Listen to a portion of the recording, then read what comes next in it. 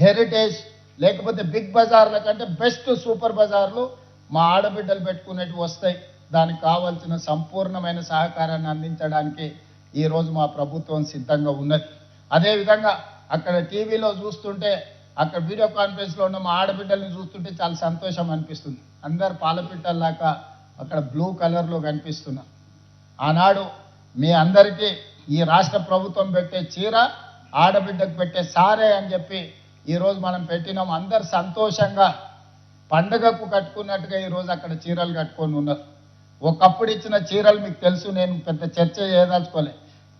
పంట పొలాలలో పిట్టల్ని బెదిరించడానికి కట్టేది తీసుకెళ్ళి, కానీ ఈరోజు ఆడబిడ్డలు పండగ పూట కట్టుకున్నట్టుగా సారె పెడితే, పుట్టింటి వాళ్ళు సారె పెడితే ఏ విధంగా చీర కట్టుకుంటుందో ఆడబిడ్డ సంతోషంగా ఈరోజు మా ఆడబిడ్డలు అందరూ కూడా చీరలు కట్టుకొని ఈ వీడియో కాన్ఫరెన్స్లో పాల్గొంటే నిజంగా పోయిన సంవత్సరం మేము అందించిన చీరలు ఈరోజు మాకు సంతోషాన్ని అందించినాయి.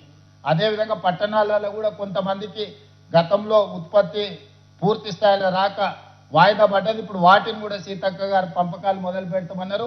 తొందరలోనే మున్సిపాలిటీలలో పట్టణాలలో కూడా మిగతా ఆడబిడ్డలకు 1,00,00,000 మందికి 1,00,00,000 చీరలు మనం పంచినాం. అదేవిధంగా ఇప్పుడు నూతనంగా ఆనాడు పాలపిట్ట రంగు ఇస్తే ఈరోజు చిలకపచ్చ రంగు ఈరోజు మనము నూతనంగా వెనకాల కనిపిస్తున్నాయి కదా. ఈరోజు ఈ చీరలు, ఈ డిజైన్లు ఆమోదం కాబోతున్నాయి. ఈరోజు కొత్త చీరల్ని కూడా మా ఆడబిడ్డలందరికీ కూడా పెట్టడం ద్వారా పండుగ మీ సోదరుడు చాలామంది తల్లి అన్నదమ్ముళ్ళు సొంత చెల్లెళ్ళనే ఇంట్లోకి వెళ్ళగొడుతారు. ఈ మధ్యనే రాజకీయాలలో మీరు చూసారు, సొంత చెల్లెని ఇంట్లో నుంచి అన్న వెళ్ళగొడితే ఏ రకంగా ఆ చెల్లి అన్న మీద శాపనార్థాలు పెడుతుందో. సో సొంత చెల్లి కూడా భారం అయింది అనుకొని ఇంట్లో నుంచి పంపించే ఆస్తిలో వాటా అడుగుతారని పంపించే సందర్భంలో 1,00,00,000 మంది ఆడబిడ్డల్ని ఈ మంత్రివర్గం సొంత సోదరి మనులాగా భావించి ఈరోజు మీకు చీర పెట్టే కార్యక్రమాన్ని, మిమ్మల్ని ఆర్థికంగా నిలబెట్టే ఒక ప్రణాళికను, మిమ్మల్ని కోటీశ్వరులను చేయాలనే లక్ష్యంతో ఈ ప్రభుత్వం పనిచేస్తుంది. ఈ ఆడబిడ్డల ఆశీర్వాదం ఉన్నంతకాలం ఈ ప్రభుత్వం అద్భుతంగా పనిచేస్తుంది. ఈ ప్రభుత్వం తిరిగి అధికారంలోకి తీసుకొచ్చే శక్తి ఈ మహిళా శక్తి చేతుల్లోనే ఉంది.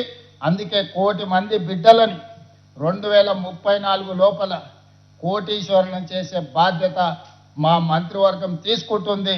ఆ దిశగా పనిచేస్తున్న కష్టపడుతున్న మా అధికారులను అభినందిస్తూ ఈ కార్యక్రమంలో పాల్గొన్న మా ఆడపడుచులందరికీ మళ్ళొకసారి శుభాకాంక్షలు తెలియజేస్తూ ఇంత మంచి కార్యక్రమాన్ని ఏర్పాటు చేసిన సంబంధిత శాఖ మంత్రివర్యులు సీతక్క గారిని కూడా అభినందిస్తూ మీ అందరి దగ్గర సెలవు తీసుకుంటున్నా.